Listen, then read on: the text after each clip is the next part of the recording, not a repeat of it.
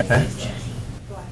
Nancy Black, a lady that's been coming regularly to 9/12 meetings for quite a while.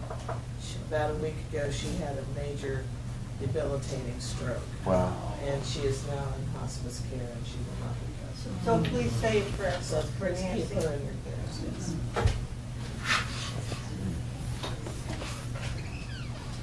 This morning we have two speakers. One of them, first one will be Tom Gann, and you are a state representative from District 8. District 8, which is the... Pryor, Shoto, Maisie, Inola, Locust Grove area. Okay. Tom worked very closely with Chuck Strom and Scott McEachin, and he's one of the two remaining members of the Platform Caucus. Those were the guys trying to adhere to the Republican platform. And we've had a good, at least the guys I supported, we had a pretty decent primary, good runoffs. We got a couple of reinforcements, hopefully headed their way. But we got, I think, a very strong governor, but we need to get him some wingmen. The governor was such a crucial position because we had a number of strong legislators, but you can't really lead from the legislature. Plus, we lost a couple of them before this last session, specifically Dan Newberry and David Brumbaugh. And we weren't a majority in either of the legislative bodies anyway, but I think that we had enough intellectual horsepower, and these guys had enough, persuasive ability and enough of a coherent strategy to where the conservatives had quite a big impact, even with a weak governor. But when the governor decides to go off the cliff, then everybody else follows. The governor is the leader of the party no matter what, and this governor led, not in a direction that I like, but she did lead, right? She set a goal. She wanted to raise taxes no matter what the justification, and then she moved that direction, and basically consequences be damned type deal. So anyway, we have an opportunity here to learn a little bit from Tom about what's going on with the conservatives that are there, and go ahead and speak and then hang here for a couple of minutes. We have some contribution cards, and I want to talk about that once you're done. Okay. All right. Thank you. Thank you. Well, good morning, everybody. I want to introduce my wife, Debbie. She's the one that keeps me going and is always constantly by my side in the thick and thin of it. And as you campaign and as you run for office and as you stand up for conservative Republican principles, you've got to have a person that's behind you 100%, and my wife is. And so we work as a team. We'll be married 40 years here in December. So, Debbie, thank you for what you did. As Tom was saying about the district, what connects me here to the Tulsa area is I have two precincts in Wagner County that's in the 1st Congressional District. So my district actually transcends 2 congressional districts, and then I think there's 5 Senate districts that touch it, but it goes basically from Wagner County all the way to Rose, Oklahoma, and then Wagner County line to north there in Pryor. And I became the Republican nominee last time in a primary of 3, and came out on top there. We ran on 3 things. One, we dedicated ourselves to go door to door and meet the voter on the doorstep and to have a conversation with them. And we did that early enough in our campaign season to be able to spend time with them if they needed it. And some of the feedback that we received is, you came to my house and you took the time. You didn't seem to be in a hurry, and you spoke to us and you let us tell you what we thought. And then we dedicated ourselves in our campaign to not take lobbyist money or take PAC money, because the trust factor that is built within that commitment between myself and the voter. And so now I can see how much of a blessing and a wisdom, the wisdom behind all of that. When you go back and you run for re-election and that connection's there, they know you've made the right decision based on principle. They know you haven't taken the lobbyist money, the PAC money. They know that you've voted the best for your district instead of maybe being swayed by somebody who would like to buy you a steak dinner or a large contribution. That's very important out there, and we're hammering it again this time. We're out door to door every day. up to 7 hours a day sometimes. We get a start about 10 o'clock in the morning, and we go till about 5 or 6 in the evening. Just as people are getting home, they'll find our material on their door. But so that integrity, that connection with the voter is important because we've had a season where people have campaigned on one way on the doorstep and then gone down and totally done something different, contrary to what they campaigned on. So it's vitally important that I think when somebody votes for you, it's a sacred thing. They give you a sacred trust when they say, go represent me in Oklahoma City, and we're very serious about that. And it sets us apart from the crowd. It sets us apart from our competition. So my competition this time is the same man that I beat by 60% last time, although he feels empowered because of the teacher walkout and the union support there. But we don't pander to unions. We make the decision based upon principle. And when teachers came to me and sat in my office and wanted to know why I wasn't voting on the tax increases, and I explained it to them, they understood. A lot of them were politically motivated and didn't care what I said. They just wanted their side to win, and I understand that. But for the most part, they understood that what we were doing really wasn't a fix for them, really wasn't going to satisfy them to the degree that it was going to provide a stable source of revenue. And also, the other things that I talked to them about was there's a lot more going on in education than just what they consider lack of funding or teacher pay. The atmosphere that they have to teach in has been poisoned by just some of the policies and policies that they've adopted for public education here in the past 8 years, with No Child Left Behind, outcomes-based education, Common Core. Those have all had a cumulative effect that really drives a lot of the frustration level with public teachers in the classroom, and I understand that. So that the way that relates back to also our commitment, where we don't take lobbyist money or PAC money, is when they would say, "Well, you just take that oil money because you don't want the oil companies to have a tax increase," and I say, "I don't take PAC money. I don't take lobbyist money," and I say I vote on principle, and here's why. It helps me to reinforce the fact that there is a principled stance to take. And it's one that the party has adopted. It's one that Republican values reflect, and it's one that would, I think, make things better. So, where is the additional money in government? What are we going to do? I don't know if you've been able to read some of the daily. You all get the Daily Oklahoman over here. There was a good article, and forgive me, but I want to read you my post because of the fact that they don't have we don't have access to that paper in this part of the state. I just lost my. Here we go. There was an editorial by the Daily Oklahoman, and it said this: "Even so, a system in which billions in spending are not monitored as closely as they should be or considered when making spending decisions is flawed. State government's budget challenges will never be fixed until lawmakers use real numbers and real oversight." My training, my background, professional life was in auditing. And I audited at the Tulsa International Airport the revenues that came in for all their concessionaires, their food service, their retail outlets, and their rental cars. So I know something about looking at numbers and validating the numbers. And that was one of the things that disturbed me the most, was that I couldn't get my teeth or my hands around any kind of solid numbers, and it was just all fluid, and one set would be here, one set would be here, and then one set would be here. Even our state auditor at the time, Gary Jones, said, we have 3 sets of numbers and 2 are wrong at any given time. So that's really problematic when you're trying to make decisions that would drive more money into the classroom that is needed for your educators, and I would discuss that with them. And I would tell them I haven't seen a viable set of numbers that I can validate by state government. One of the things that the best example of that was the Oklahoma Department of Health, where I sat on the investigative committee. And I don't know if anybody read the grand jury report on that occasion or that incident.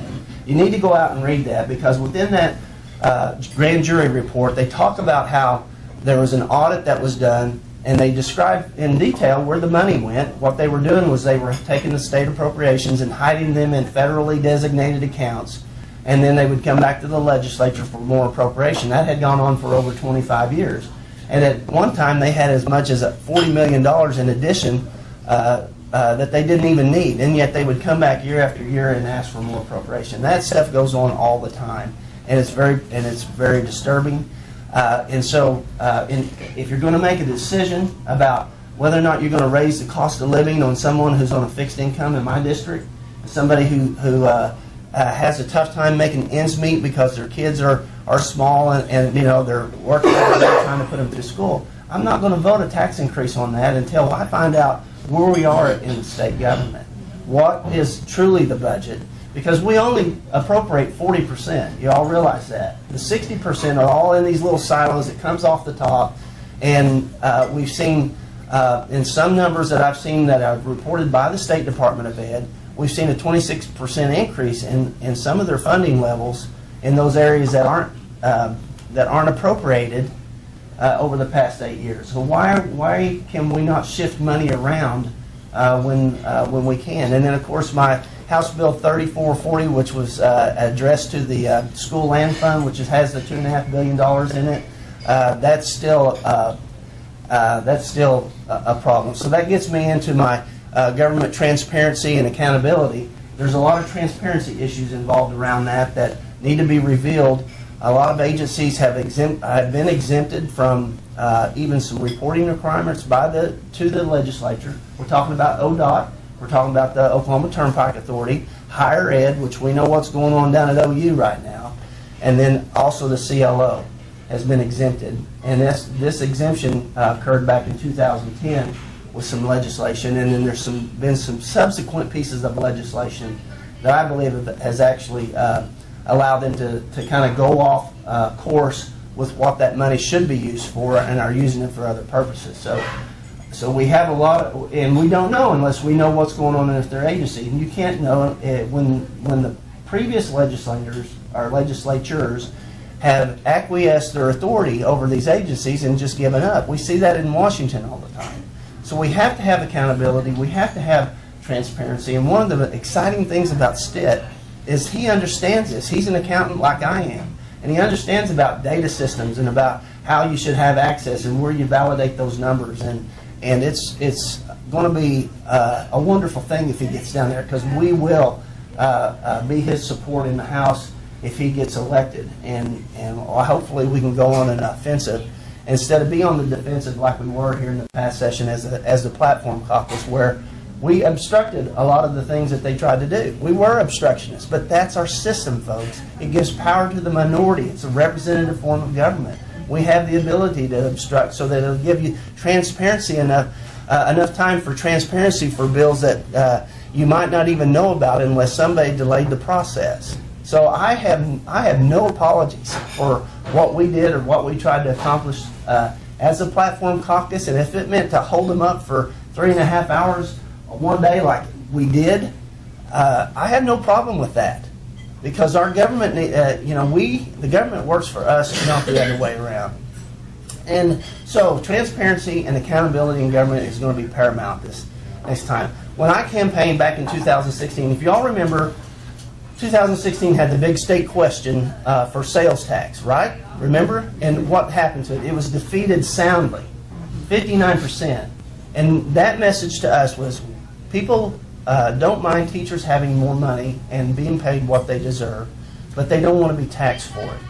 And it's still the same way out there, guys. When I go door to door every day and I talk to people, I was telling David that I went up to a door yesterday and these people were sitting out on their front porch. It's a beautiful day, and told him who I was. He goes, "Yeah, you're that guy that didn't vote for those tax increases. You got my vote." And he turned around and walked away.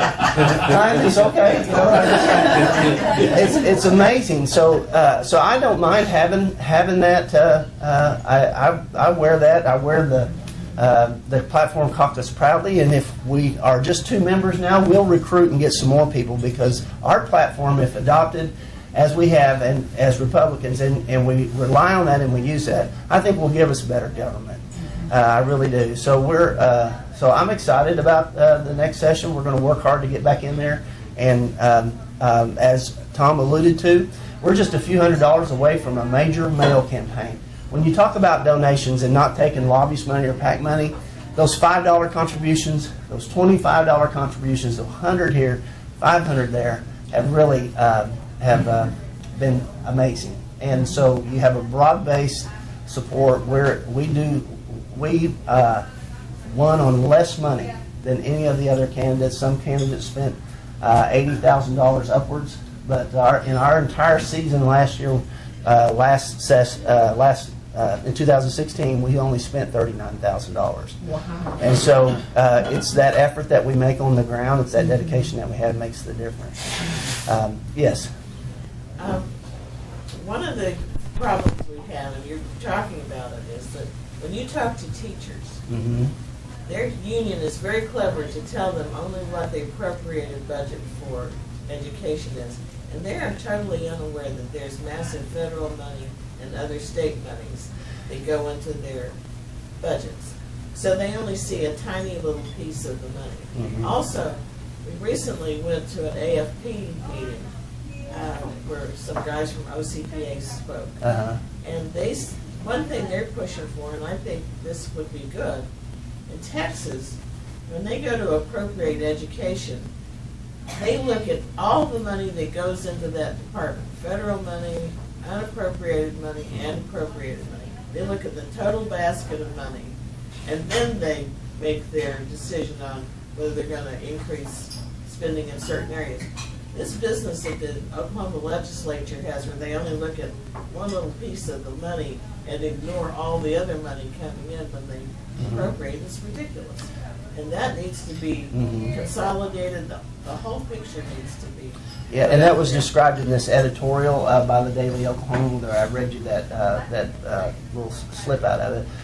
One of the unique things I have about not only am I the only degreed accountant and auditor in the House of Representatives, but I'm probably the only one that was there during the last teacher walkout that they had back in the 90s. I was on the school board in Fort Gibson when in 1996 you had the teacher walkout, go to the state capitol, largest tax increase in Oklahoma history at that time. Stratton Taylor, Senator out of Claremore, said it's the last time we'll ever have to raise taxes like that. And here we are 20 years later, and we're still 49th in almost everything. And the reason is just as you say, nothing's changed structurally in the way we fund. So when teachers would come and talk to me, I would explain that and say, we're repeating history here, folks. So we're going to have the largest tax increase in Oklahoma history for this day, and the taxes that are designated to go for teacher pay are only going to last 2 years, and then what?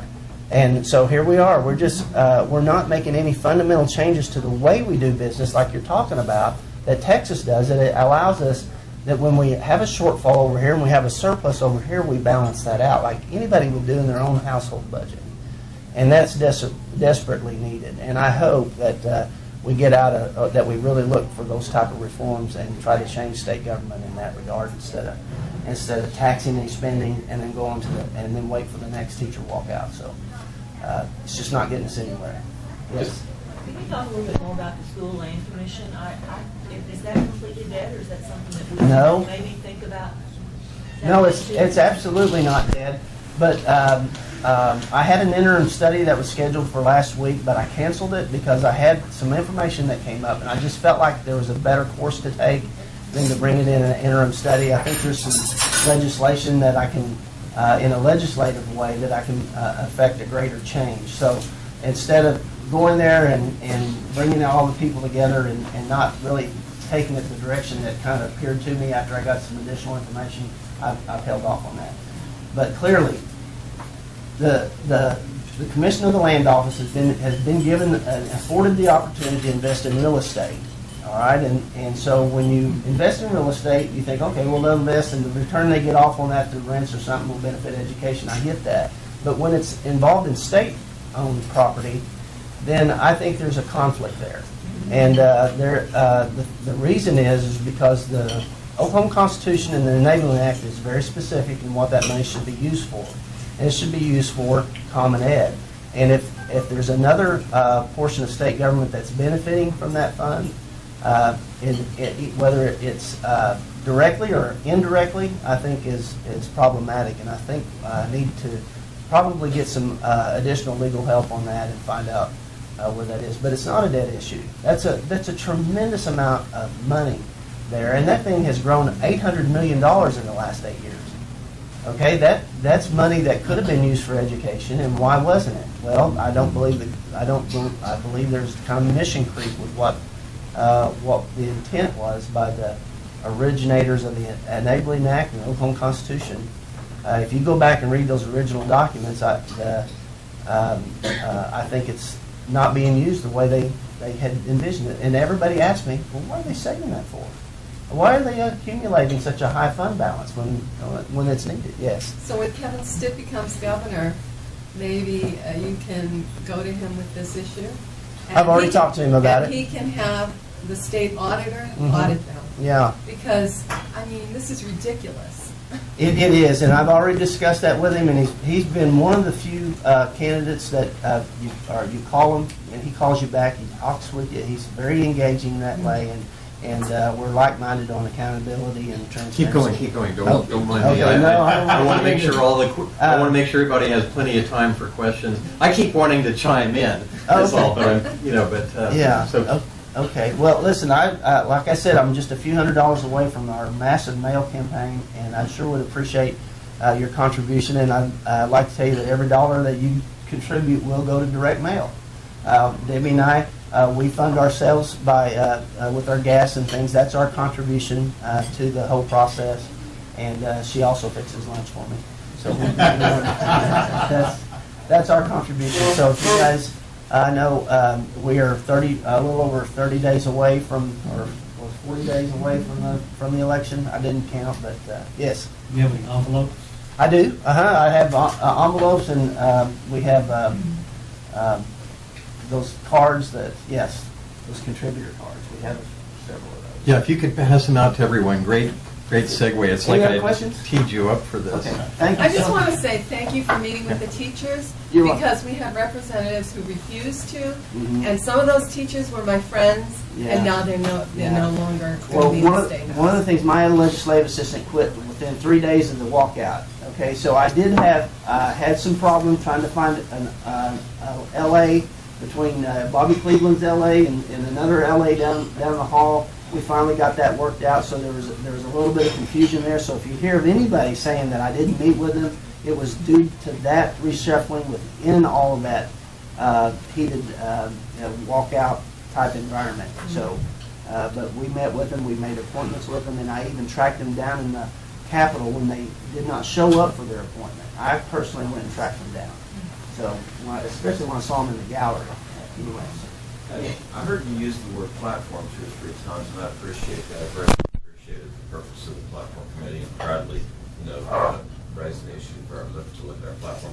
I was going to ask you, what do you live in Wagner County? No, I live in Inola. That's in Rogers County. Okay. Well, yeah, you kind of, and you're the person I should talk to about this issue. But anyway, I would just encourage you to really be involved in next year's party convention process. Your precinct caucus, your county convention, and try to recruit as many true constitutionalists as you can to volunteer. Make sure that your county chairman has a sign-up sheet for people to volunteer to serve on the state platform committee. Yes. And get your constitutionalist conservative people on there, because that platform process has been kind of poisoned, not kind of poisoned, a whole lot poisoned. And in the last quite a few years, because a lot of legislators, you may be aware, a lot of legislators, Republican legislators, do not like our platform. They do not like having a platform. They don't want to have a platform be accountable to it all. And they've gotten their word into their people.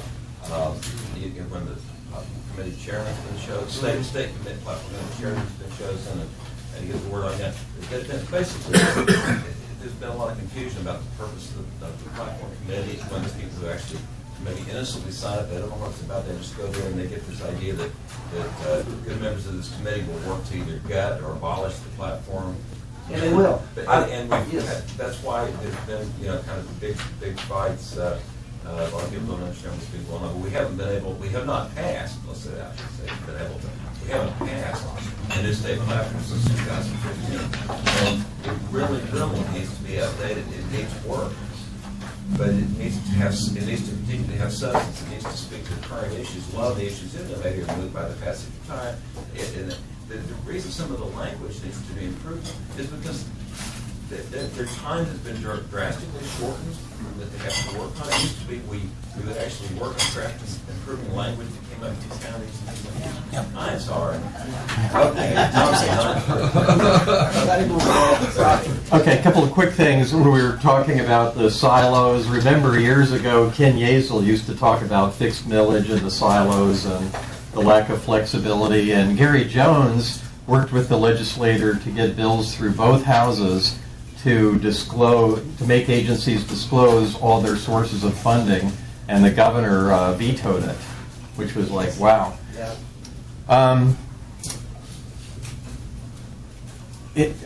I will do a 20-to-1 match for any contributions that we raise today for Tom's campaign.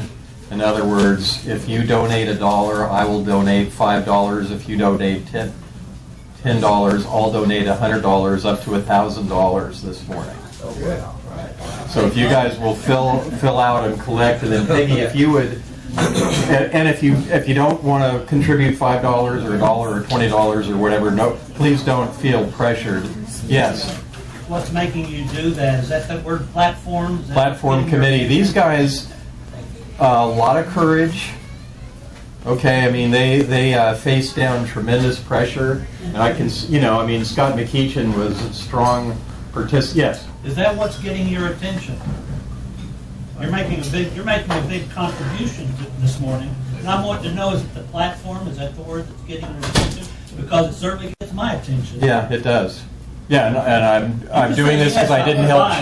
I'm doing it because I didn't help Chuck or Scott as much as I should have this time. I feel bad about that, and when Chuck was running the first time, I did something kind of similar in a breakfast meeting, and that helped his campaign out a lot. And well, I hope to be my future representative is in the room, and I'm hoping she finds out that platform, that word platform, gets my attention. Well, and also I worked with David McLean to, he put out a letter to all the precinct officers about what's in the platform and how this tax increase is against it. So anyway, when we have an opportunity to help some of these guys, I think this is the difference between our group and, say, a normal Republican club where they've got to, be a little bit neutral. And my thing is to kind of step out there and help candidates. I first met with Kevin Stitt in November, and I mentioned this thing about the silos and the accountability of the agencies. And and I'm not saying I was the first one to talk to about it. I don't know. I don't want to overclaim at all. But he understood that point immediately. And then I'm sure he's gone out. He's talked to a number of people, became more educated, or he might have already known about it. But that became a key part of his platform. And he has a knack for grasping the essence of these issues. It's like you explain it, he picks it up like immediately, and he understands. So great opportunity, but he's going to need some help in the legislature. I helped him quite a bit in the primary and runoff, and then I told his guys, okay, well, once you get to be a winner at this level, all the dark money will come in or whatever, so you don't need my help, and then let's focus on some of these other guys. Okay, David Tackett, and then Peggy, if you'll kind of pick this up in a couple seconds and count the money. Also, welcome to Steve Kunzweiler. We'll let him say hi in a couple minutes. David's been active in party politics for quite a while, and he's run for state rep, right? Yep, I remember that a few years ago. Worked as a lobbyist, worked on Gary Richards' campaign. Sometimes I like what he's doing, sometimes I hate it. One thing I really like about David is he's very thick-skinned, so let's give him a really hard time today. Let's give him some really nasty comments. If we don't, he'll be disappointed. So anyway, and David is talking about 793, which is about eyeglasses and optometrists. Thank you. Now, I do have feelings, I just want to let everybody know that. Well, hi, my name is David Tackett. I'm here today with the Yes on 793 organization. How many, just real quick show of hands, how many are aware of what State Question 793 is about? Okay. There's a couple hands not raised, so I just want to go real briefly over what it's about. Right now here in Oklahoma, and it really just boils down to what this discussion is about and what this vote is about. We've got a choice. We've got a choice between a state-sponsored monopoly, or we've got a choice for free market. Right now here in Oklahoma, we're one of only 3 states in the nation and that do not allow retail establishments.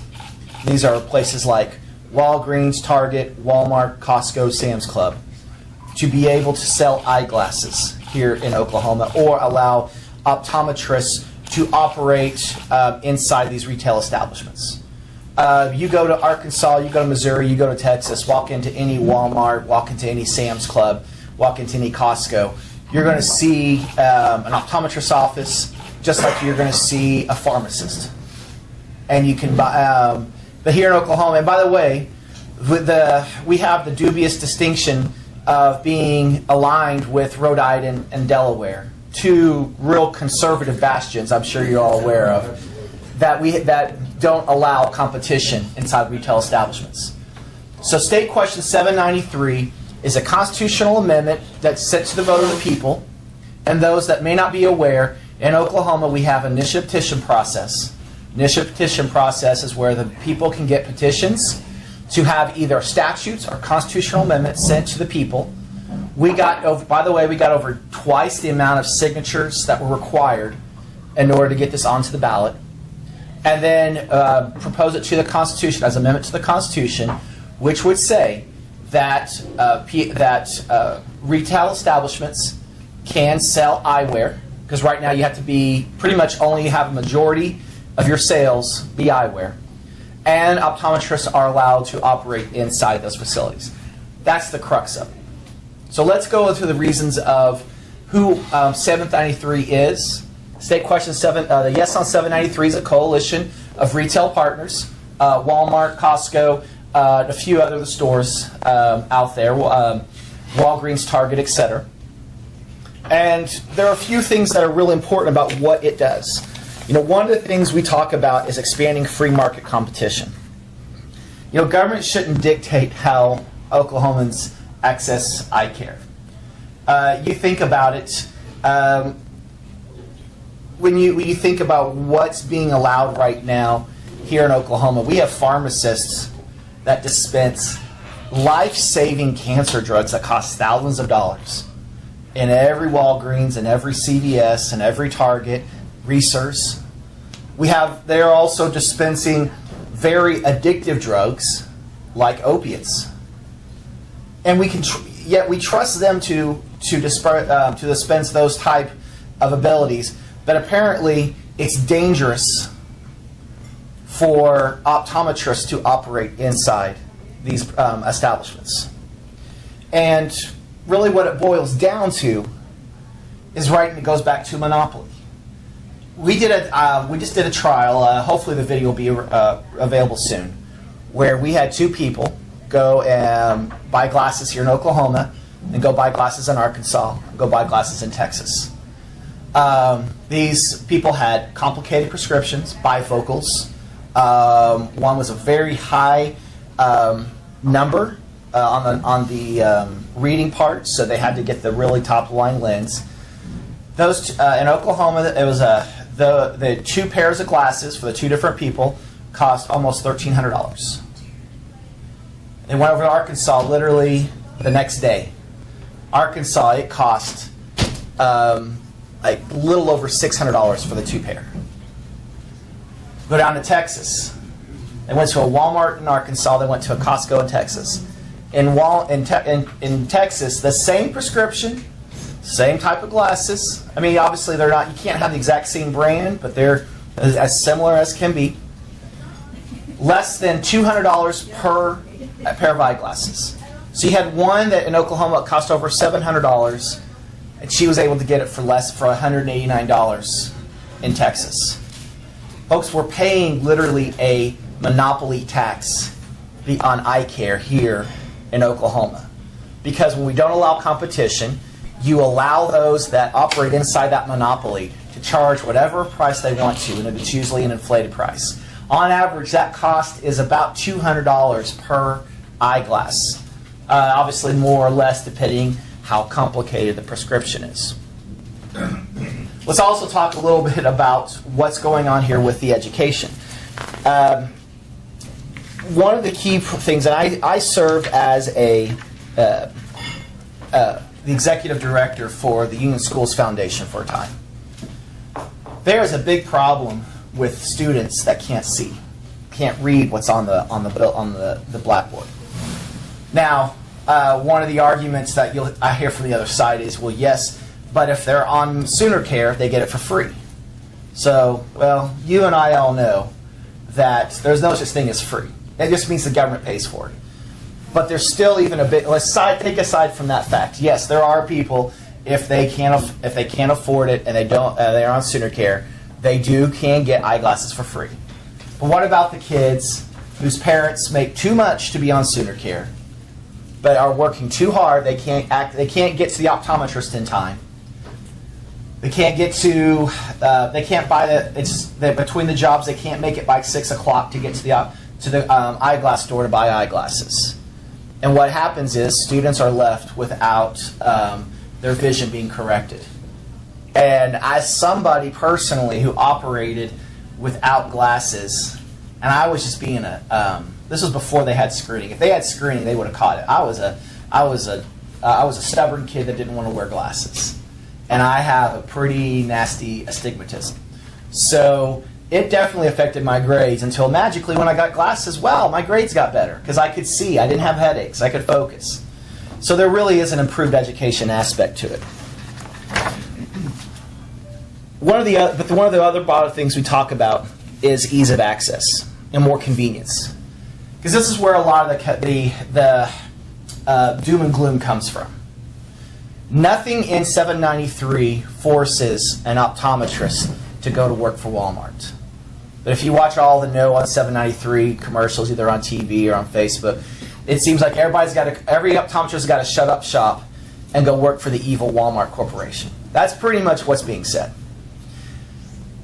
The truth is, optometrists can operate the same way they operate right now as they do any other time if 793 passes. What this allows retail establishments to compete. And this is what it boils down to once again. If you have a monopoly, and I hate to say it, if anybody who owns a business, in your heart of hearts, you don't want competition. You want to be able to not have to lower your price or offer more services. It's hard, but that's business. That's what free market is about. Free market is about getting the best price, the best value for the consumer. And what the optometrists are afraid of is they're afraid of competition.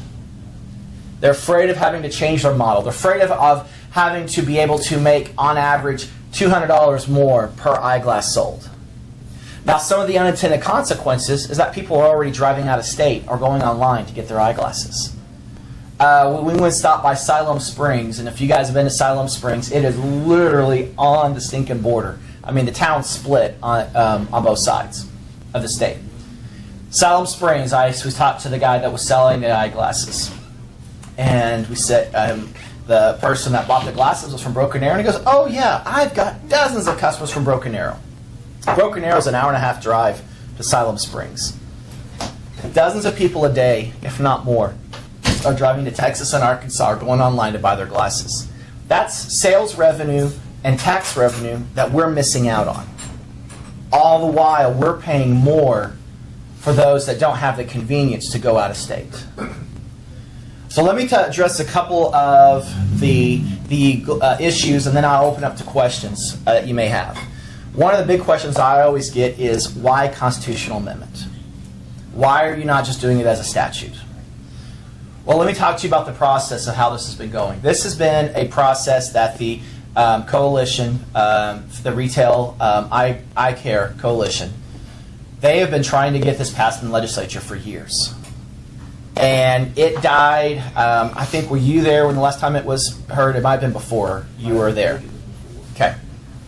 It died miserably. Why? Because of the optometrists are a very stout special interest group, donating thousands of dollars to campaigns. A lot of things that Tom was talking about that he does not want to be influenced by. And I very commend him for that. It was being proposed in the legislature, and it did not. It just failed miserably because of the fact that the optometrists were in control of many of the legislators. So the state constitution, our founding fathers gave the people an initiative petition the choice of either doing a statute or a constitutional amendment. Those that remember 780, 781, remember that? Those are the criminal justice bills. Remember what was what was almost going to happen? Literally, I think it was one of the first things considered in 2017 was trying to undo those legislatively. Now, there was a public outcry and it got shot down. How many, whether you were for or against it, how many have just been disgusted? And I'll tell you now, I personally voted no for 788. But I am disgusted at the way our legislative bodies and our executive bodies have treated the law after it's been passed. Grossly trying to do everything they can to undo the will of the people. So taking all that into consideration and understanding that when you look at what the Founding Fathers intended, the people are the ultimate, they're the super legislative body when it comes to the initiative petition process. And this is nothing new. Constitutional amendments have been passed dozens, if not, I think it's maybe over 100 times since the founding of the state. And our state constitution is massive. I will give you that. It is massive. But when we recognize the power of the optometrists and the other special interest groups and understand that if the people make the decision, it should be left to people to unmake the decision. And that is what is guaranteed when you pass something as a constitutional amendment. Only the people can undo what the people decided. That's not true if you pass a initiative petition as a statute. The legislature, first day of session, could undo 788 if they wanted to, because it's a statute. It wasn't a constitutional amendment. They could undo 780, 781 if they wanted to, because it is a statute, not a constitutional amendment. And that is the reason why the retail establishment said, we are not going to, if we're going to take the effort to send this to the people, then it should be up to the people to undo it if they so choose at a later date. That's the reason for the constitutional amendment. Second thing, and this is going to be going in the weeds, but unfortunately, and as I kind of remember, how many got to watch the craziness yesterday of the Kavanaugh hearings? Now, there were impassioned speeches from both Ford and Kavanaugh, but my jaw dropped completely when I heard so much in the weeds about going into the yearbooks. I think that Durbin and the other guys were doing. Dear Lord, I hope to God that my yearbook never gets put under scrutiny, because I said some stupid things in my yearbook. But that's a perfect example of they had nothing else. They were having to go into the weeds. And so one of the things that they're going into the weeds with the No campaign, let me pull up the question. There is a section, and it's section F, it just says on the ballot language, where it says it does not prohibit optometrists from agreeing with a mercantile establishment to limit their practice. What does that mean? Oklahoma optometrists have expanded abilities that most other states don't have. Optometrists can perform surgeries. I don't know if you knew that. Your optometrist performs surgeries. Ophthalmologists are medical doctors. Optometrists aren't medical doctors. But in Oklahoma, optometrists are allowed to perform what's called front of the eye surgeries. Now, I don't know about you, but I don't want to know that when I walk into a Walmart next to the hair salon is the eye care center, I don't want to know that the surgeries are being performed where I go and buy my groceries. And here's the deal: neither does Walmart, neither does Costco, because if they have to allow optometrists to perform surgeries, all of a sudden now they're under EPA regulations, additional regulations because of medical waste. And so this segment was put in specifically because of the lax laws in Oklahoma governing optometrists to say, look, we as a leaseor to a leasee we want to be able to limit your practice to only examining eyes. We don't want you to perform surgeries. And I think that is a perfectly allowed and perfectly reasonable request for retail establishments. Now here's the great deal. Optometrists can still perform surgeries. They can lease an office right next door to Walmart. Say, come to our place. We can do surgeries. That's competition. You know, competition is not just price competition. It's value competition. There are many small businesses that thrive because of price leaders like Costco, because of price leaders like Target, like Walmart, because they offer additional value or additional services. But it goes back once again to I said at the very beginning. This is about the fact that a monopoly doesn't want to lose their monopoly.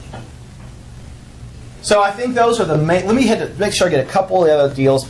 Oh yeah, there's another big thing about allowing eye care in retail settings would reduce quality of care.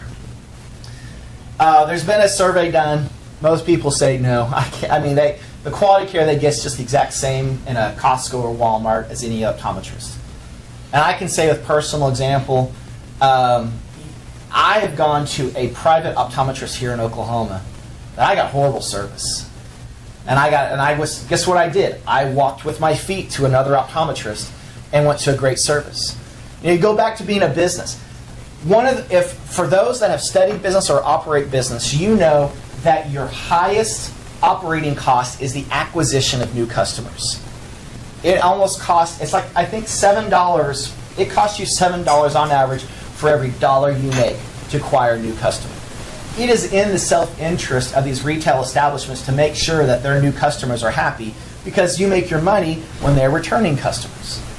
So it's imperative on these retail establishments that want to succeed to continue to provide quality.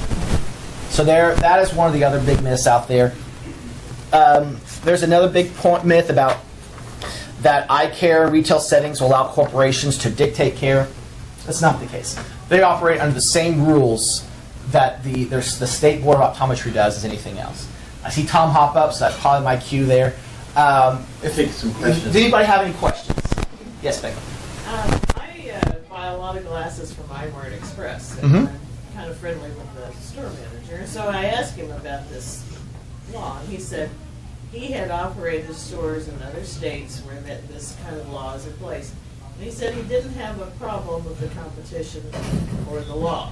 His only concern was that a retailer can list a refraction-only exam as a full eye exam. And he said, that's not a full eye exam. A full eye exam includes a glaucoma test and some other observations of the eye.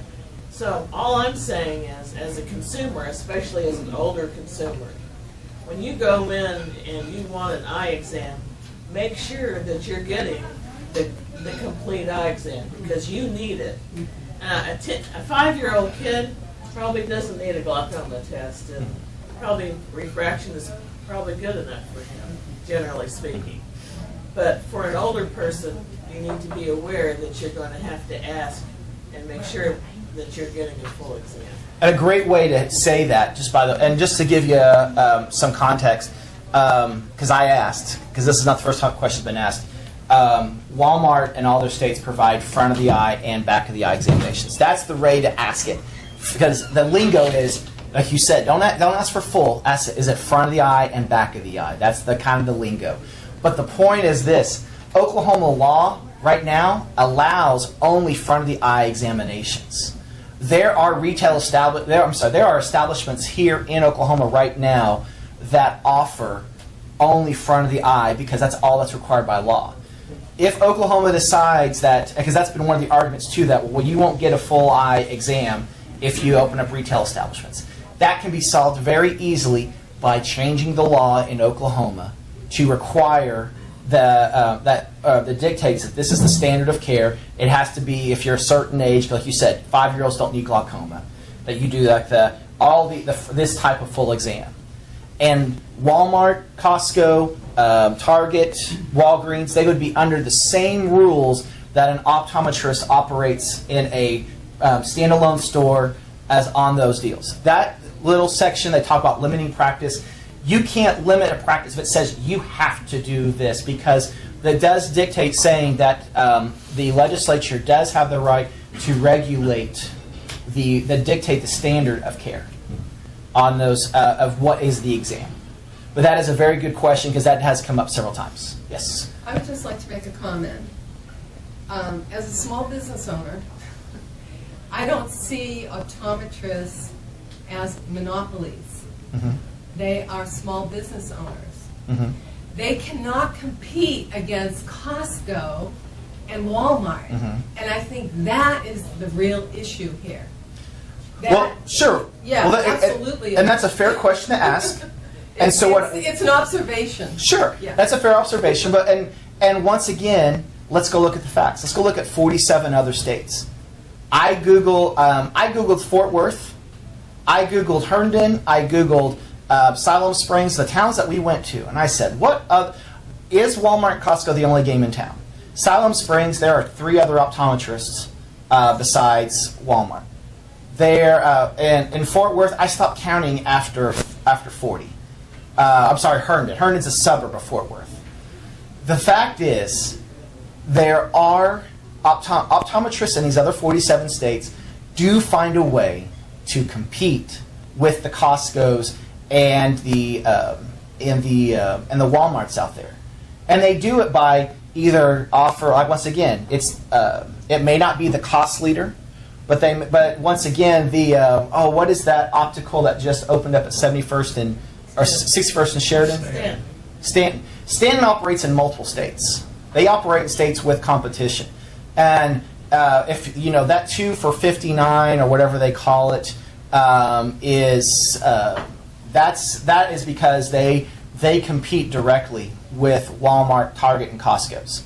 There are small businesses that do operate and do compete. They do it on. I just think you have to be careful because words have meanings, Mm-hmm. and when you say that optometrists are monopolies, Mm-hmm. I would not agree with that at all. Well, I would say this: if you are limited, if there is a barrier to entry where nobody else can compete, where it limits the competition. But I don't go to Walmart for medical issues. And guess what? You wouldn't have to after So that. I just think it's like double talk.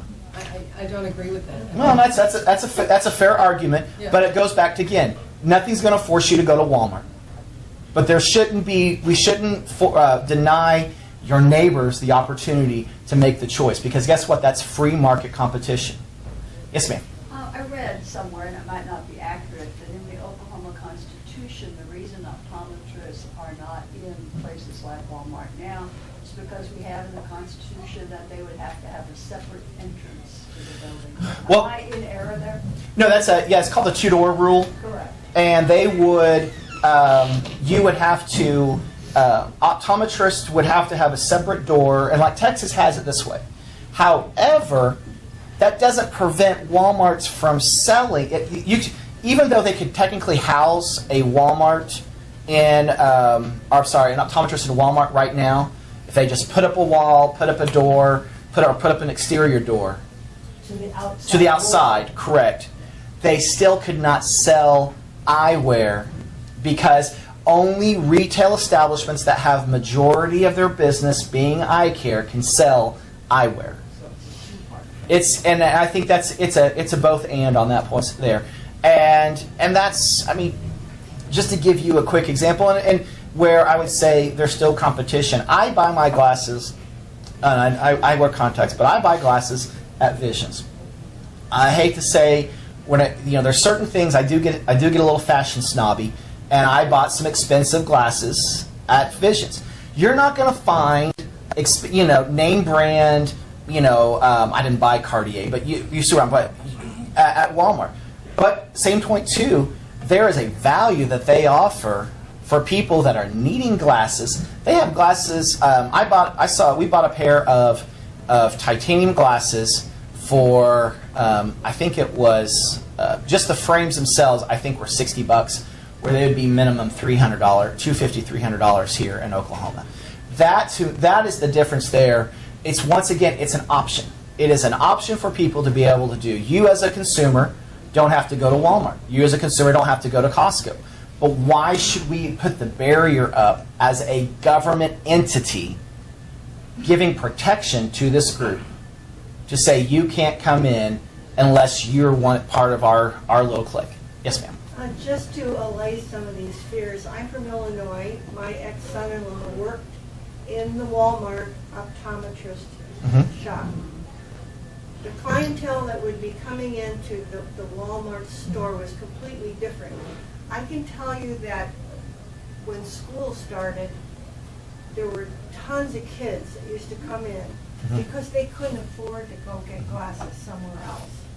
So, just as you're saying, if you want a pair of fashion glasses, you're not going to go to Walmart. But in Walmart, you could get eyeglass frames for $10. And some of these families needed that. And they're not going to get that at the fashion, Yeah. Exactly. And I think even another point it says is the access. Optometrist, and I can only speak to where I visited. The optometrist was open 7 days a week, and was open till 8 o'clock at night. Whereas here in Oklahoma, I have to run to get to Visions by 6 o'clock, and I usually make them wait late because I get there at 5:50. But that's the other thing too. When you talk about not only convenience but price, they actually were $9 for the frames in Arkansas. Unless they were on sale. Yes, sir. Can the restriction that they're talking about, that you can't be penalized if Walmart puts a restriction on you, could that be the time that you're looking at a customer or a patient? No, and that's the other thing they talk about there, saying, it's the quote. There's Walmart's going to institute quotas. Like if you don't see 250 people, I think I think there's more that dictates the time seen than a corporation. Anybody that goes sees a doctor knows that the insurance company dictates more your time of care than anything else. But no, the limiting factor really boils down to the fact of the loose laws here in Oklahoma on surgery.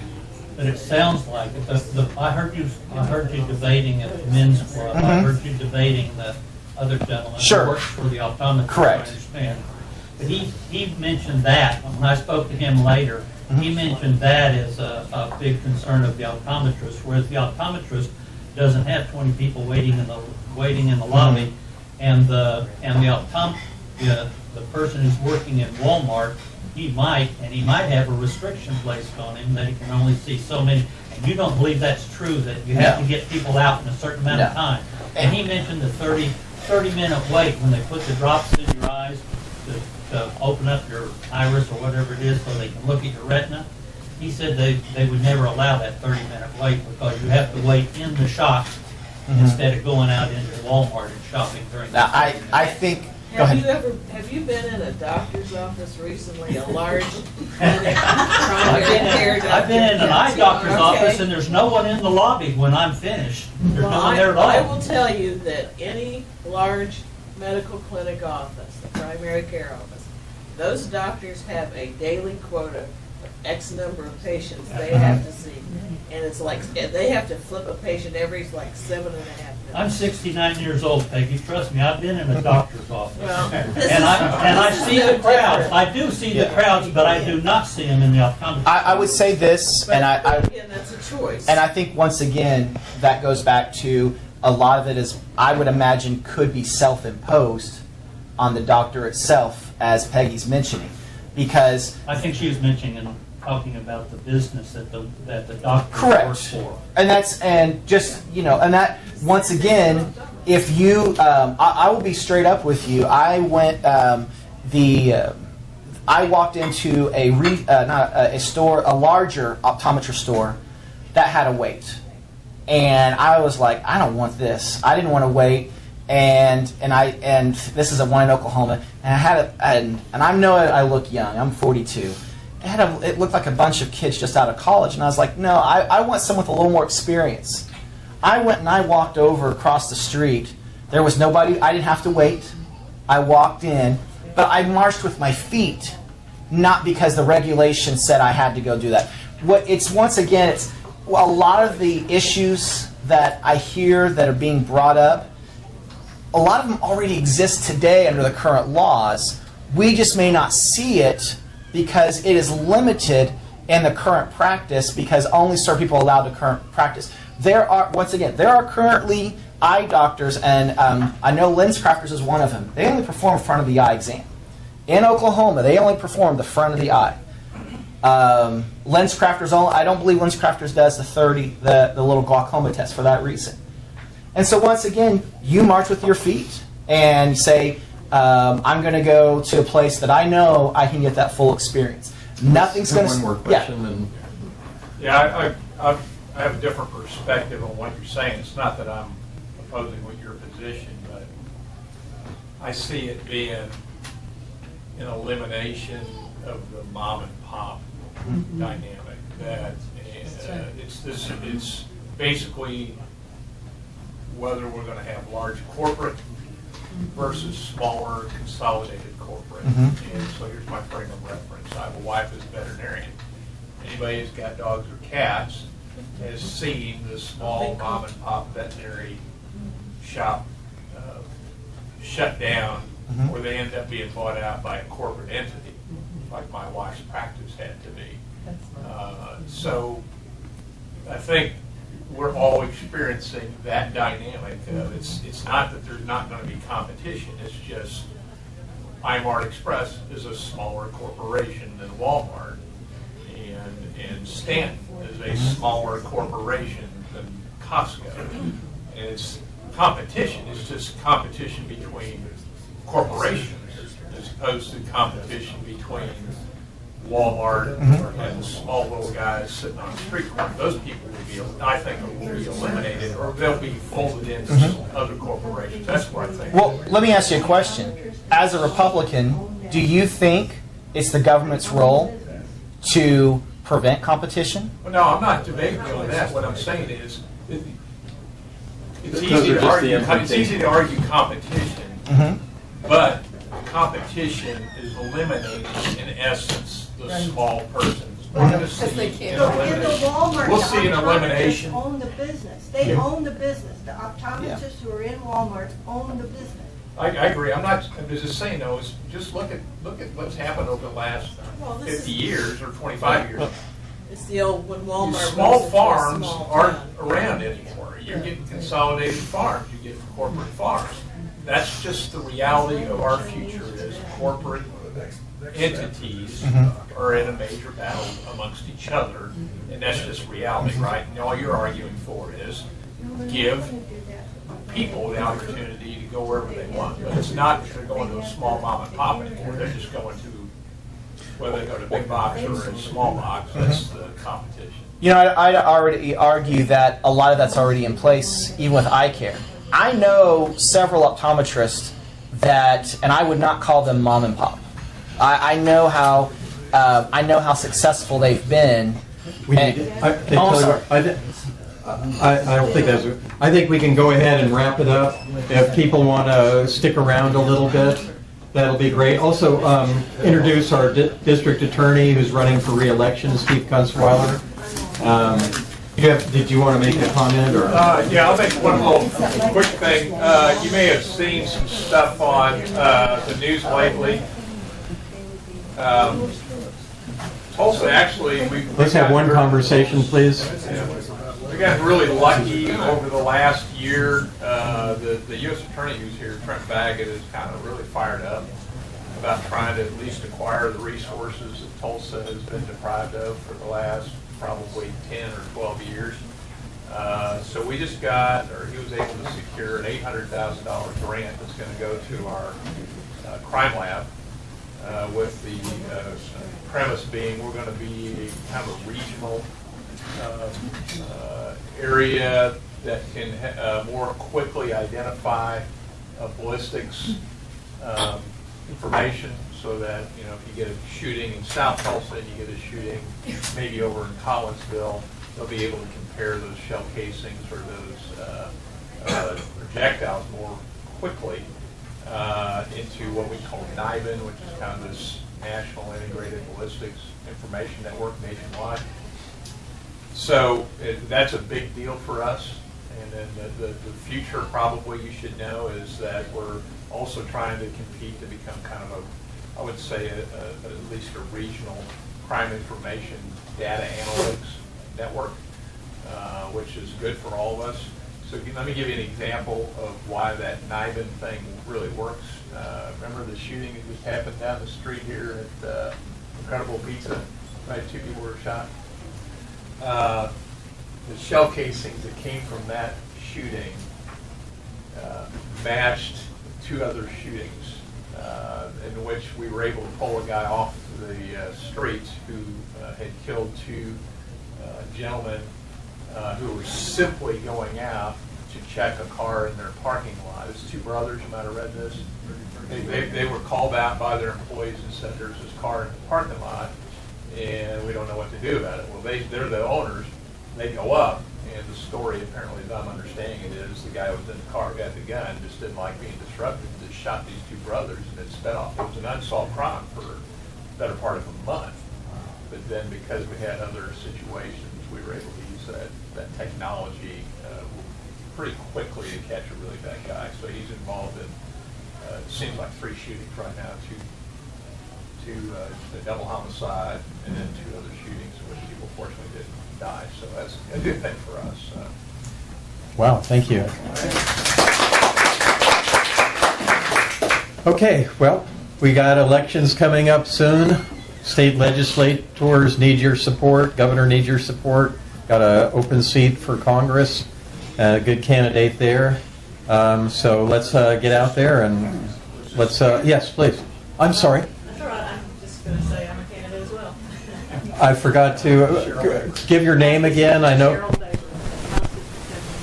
Okay. Thank you, guys. Thank you. So what we totally